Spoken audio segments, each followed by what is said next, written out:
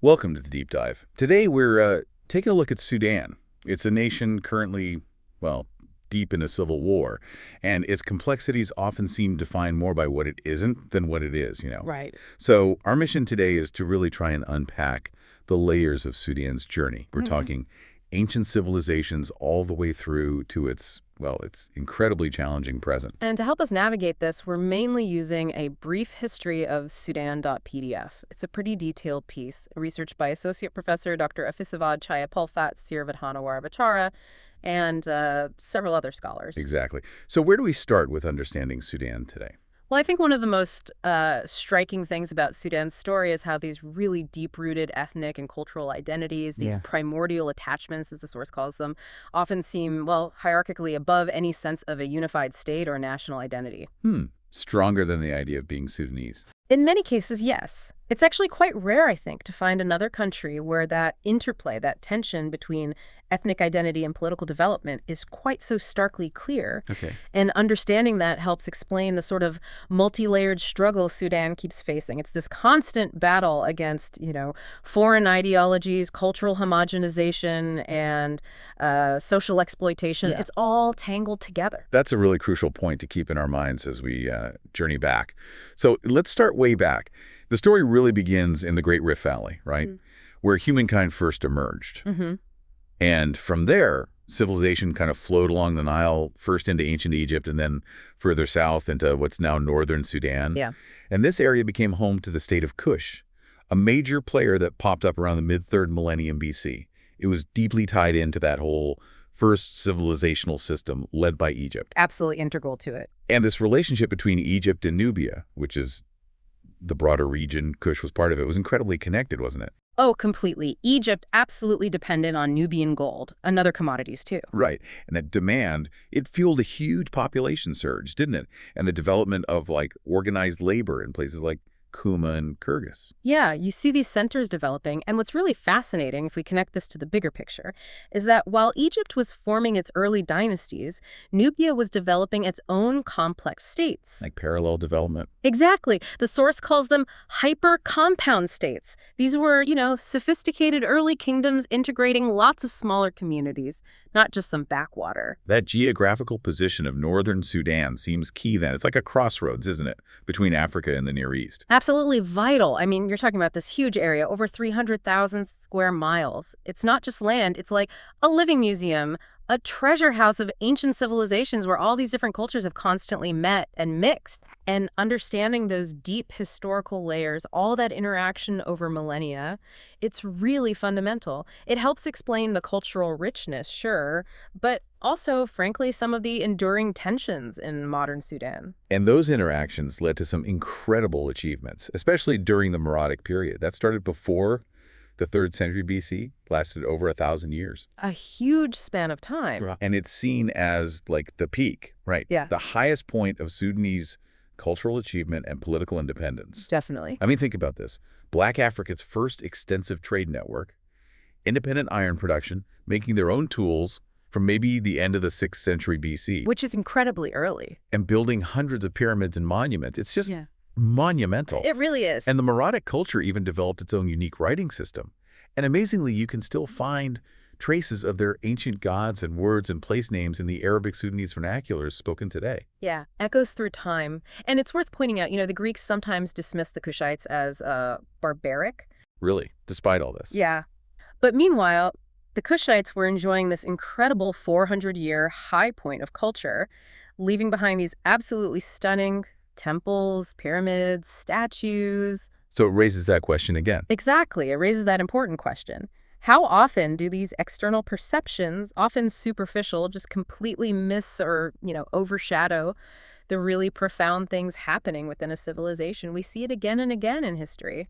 That is a sharp observation. And, even at such a high point, things changed, don't they? That cultural peak eventually started shifting, particularly with the slow decline of Christianity in Sudan. Right, another major transition. Our sources show the Islamic conquest reaching the northern areas around 1323, and then eventually the fall of the southern Christian kingdom of Alwa in 1504. That was after a really long struggle, like 240 years. A very protracted process. And around that same time, 1504-ish, you see new powers rising. The Funj sultanates started influencing central Sudan. New Islamic kingdoms. Yeah, kind of blending local traditions with outside influences was a big shift. Yeah. And much later, in the late 18th century, the traveler James Bruce wrote about these huge Christian kingdoms like Carthage Right. that used to stretch from the Red Sea to the Nile. Right. But by his time, Muslim power had pretty much taken over in the north. And what's fascinating here is how these continuous waves of religious change, political change, just kept reshaping Sudanese society. Constantly in flux. Yeah, like the annexation by outside powers sometimes made people rethink Islamic practices in certain areas,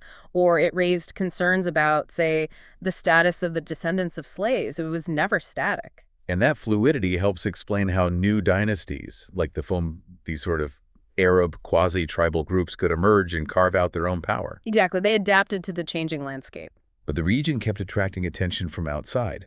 In 1821, Muhammad Ali, the Turkish ruler over in Egypt, he pushed his control south into Sudan. Another external power. But his rule became really unpopular really fast, apparently because of just cruel taxation, widespread corruption, and persistent slavery. A recipe for resentment. Absolutely. And that deep resentment, Right. it directly paved the way for the Mahdiya. This was a really powerful movement led by Muhammad Ali. A major turning point. It wasn't just religious, though, right? Yeah. It had this fierce nationalist streak. Very much so. Political religious, but with strong nationalism. They won a big battle in 1881, and by January 1885, they controlled most of Sudan, Yeah. ending, famously, with the charge on Khartoum that finished General Gordon's long siege. Yeah, a dramatic end. And if we connect this to the bigger picture, the Mahdiya was this really potent assertion of indigenous resistance. The source uses this striking phrase, expertise and fanaticism became the only ultimate wisdom. Wow. It's a really powerful example of a local movement pushing back hard against external control. And it definitely set a precedent, for how Sudanese identity would often be forged in defiance. But even that powerful movement eventually ran up against another external force, the Anglo-Egyptian Sudan condominium. That was set up in 1899 after the Mahdi was defeated. Right. And Britain was very clearly the senior partner. And what seems really impactful, reading the sources, is how the British deliberately fostered that north-south divide. Oh, absolutely. Systematically. Governing the north along Arab and Muslim lines, and the south completely differently, along African lines, creating this deep split. The consequences of which are still being felt today. Deeply. So let's fast forward. January 1st, 1956. Sudan gets independence, finally. A moment of hope. But the celebration was incredibly short-lived, wasn't it? Those suspicions between North and South, the ones nurtured by the colonial setup, They just boiled over. immediately. Armed revolt broke out even before Independence Day, specifically mentioning the Torit troops, August 18th, 1955. Yeah, it didn't even wait for the official date. And this immediate explosion, it really raises an important question, doesn't it? About how this kind of ingrained distrust, especially when it's fueled by really unequal power dynamics, can just lead to such sudden and severe violence. Yeah. I mean, Southern leaders were convinced, absolutely convinced, that the North's prosperity depended on exploiting the South, their resources, their people, through unfair taxes, mistreatment by officials, denying basic services. A deep sense of grievance. Totally. And the sources mention these horrific reprisals against civilians. Things like helicopter pilots just flying low over villages, indiscriminately shooting people. It shows how brutal that divide became right from the start. And that initial chaos really set the pattern for decades, didn't it? Yeah. Political instability became the norm. Yeah, cycle after cycle. You had the pro-West coup, General Aboud in 58. Then he's overthrown in 64 after massive protests. Right. Then the country just sort of drifts from 65 to 69. No real action on the big problems, the South, national development, just missed opportunities. A recurring theme, unfortunately. And the Civil War cycle starts again in 1983. That was after the dictator Nimeri tore up the agreement he'd signed back in 72 with the Southern rebels. The Anyanya. Right, the Anyanya, meaning spirits, mostly Shilluk and Dinka people, I think. Primarily, yes. And this time, it wasn't just politics. It was very much a fight over resources, right? Land, water, getting scarcer. Absolutely. Diminishing resources, complicated by population growth, more need for farmland, and less actual cultivable land available. A classic conflict driver. And it's probably crucial here to remember just how diverse Sudan actually is. Oh, incredibly so. That's fascinating and vital to grasp. Over 80% of people live in rural areas, and you're talking about 132 distinct tribes and sub-tribal groups. Wow, 132. Yeah. You've got various Arab tribes, some farming by the rivers, others are pastoralists. Then in the south, the big Nilotic groups like the Dinka, the Nuer, the Shilluk. So this incredibly rich mosaic. Exactly, a source of amazing heritage, but also it forms the complex, often volatile backdrop for these recurring conflicts. And that complex backdrop, those tensions, they burst onto the world stage in a horrific way with the Darfur crisis. Yeah, 2003 to 2009, a terrible humanitarian catastrophe. And the sources point out it was different from other conflicts at the time.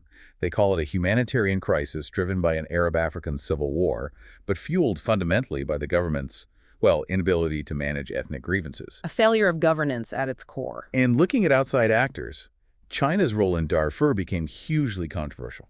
Very much so. The sources suggest it might have been the first military crisis where a major world power was accused of being, well, complicit in state-sponsored humanitarian violations. Strong accusations. And the argument was that China's oil interests in Sudan were the main catalyst, leading to claims they provided medical support, military support. And used their UN Security Council veto? Right, using the veto to block intervention while also allegedly supplying arms to the government. A really grim picture. So, in an effort to try and resolve some of these deep divisions, particularly the North-South one, the international community helped broker the Comprehensive Peace Agreement, the CPA. Signed in 2005, January 9th. That's the one. It was designed as this transitional thing, leading eventually to a referendum where the South could decide on secession. A planned divorce, almost. Kind of.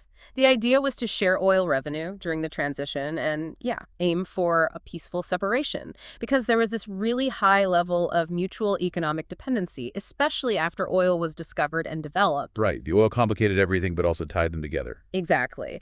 So if we connect this to the bigger picture, the CPA was this critical attempt, flawed as it turned out, but critical to try and manage these incredibly deep historical and economic fault lines. And the result of that CPA process was indeed profound. South Sudan became independent in 2011. A massive geopolitical shift. And the impact on the remaining Sudan was huge. It lost, what, 25% of its total area? 24% of its population. Staggering numbers. And over 80% of its oil income. Gone. Plus huge amounts of vegetation cover, potential farmland, just a massive loss of resources and territory overnight. Changed the entire calculus for Khartoum. Then, more recently, we saw those huge protests against Omar al-Bashir's government. Late 2018, early 2019. Right, the ones sparked by bread prices. Yeah, started with bread prices rising sharply, but quickly grew into much broader demands, didn't they? Against corruption, economic mismanagement, repression. All the built-up frustrations. Until the military finally stepped in, arrested al-Bashir in April 2019. And people were celebrating in the streets. Yeah, there was widespread jubilation. But what's fascinating there is how the government's attempts to crack down just didn't work. It backfired. Massively. Killing and jailing activists actually seemed to fuel more defiance. You had women, even children, joining marches, openly breaking curfews, like on December 25th, 2018. And the sources mention a specific video, apparently, of one child's death that just propelled thousands more people onto the streets for the first time. It really raises questions about the dynamics of these popular uprisings, and the sheer determination of ordinary Sudanese people. So after all that turmoil, the secession, the uprisings, where does that leave Sudan today? The economic picture sounds pretty bleak. It's incredibly precarious. Inflation around 60%, rising unemployment, crime exploding. The source mentions this widespread feeling of just bitterness and sadness. You can understand why, and now the country has to try and refocus on agriculture, but they lost a huge chunk of their arable land with secession. Yeah, 35%. At least, yeah. So, unfortunately, food shortages, food insecurity, that's likely to get worse, not better. And what about basic services, like healthcare, education?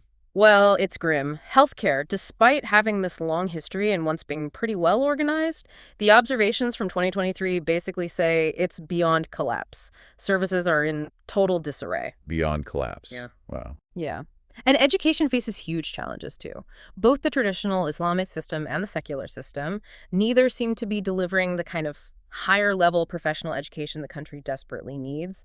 There are calls for a more unified, better approach, but it's hard in the current climate. Extremely hard. And what's fascinating, or perhaps alarming, is how these fundamental systems health, education things essential for any society are just crumbling amidst all the instability. It impacts everything. And the human rights situation, still a major concern. Absolutely. Grave concerns. The sources detail ongoing violations, things like aerial bombing of civilian areas in Darfur still happening. Still. Apparently so. Plus widespread arrests, detention, torture, enforced disappearances, extrajudicial killings, especially of political detainees. And societal issues, too. Yeah, on a broader level, things like structural injustice, deep-rooted gender stereotypes, they continue to fuel what the source calls rampant and untouchable spousal violence across the country. That's deeply troubling. Yet, amidst all this, it feels important to remember the role of women in Sudan. Oh, absolutely vital. Throughout history. They've played so many crucial roles since ancient times, even if, as the source notes, those roles weren't always well documented. Often overlooked, historically. But today, you see women in rural areas being essential for food production, gathering firewood, water, and in the cities, selling food, drinks, starting new businesses. Key economic actors, often holding families and communities together. Yeah. And if we broaden out again, Sudan's cultural heritage is just immense, isn't it? It feels like a real source of resilience. It really is. It's a testament to an enduring identity that somehow transcends all the political chaos. You've got the unique Nubian music, the rich oral traditions, folk literature. Diverse visual arts, amazing handicrafts, and a really vibrant literary scene, too.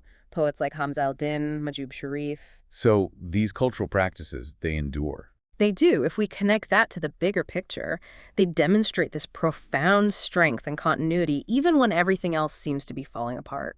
And just thinking geographically again, Sudan's location still matters hugely, right? It's described as a keystone. A keystone, yeah. Or the Black World's thoroughfare from the Mediterranean down towards the equator. It borders 8 other African nations. Incredible connections.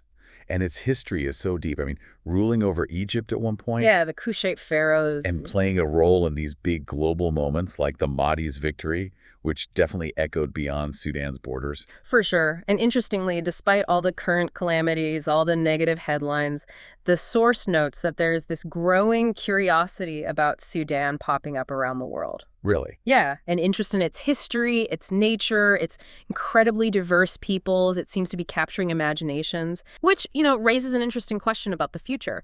What potential does that growing global interest hold? Could it help change perceptions, maybe even contribute to growth down the line? It's something to think about. So wrapping this all up, what does it all mean? For Sudan, this nation still wrestling with its identity, still searching for stability. We've covered so much ground, ancient glories, Kush, the shifts in religion, colonial legacies, right up to the really tough present. It's an incredibly complex picture, and it leaves us with a really challenging thought, I think. Considering Sudan's profound history marked by these amazing cultural highs, but also these persistent deep divisions, how can the nation realistically foster a shared identity? How can it achieve what the source calls a state of consent that truly embraces all its diverse peoples, especially now while facing such severe economic hardship and this ongoing desperate search for lasting peace?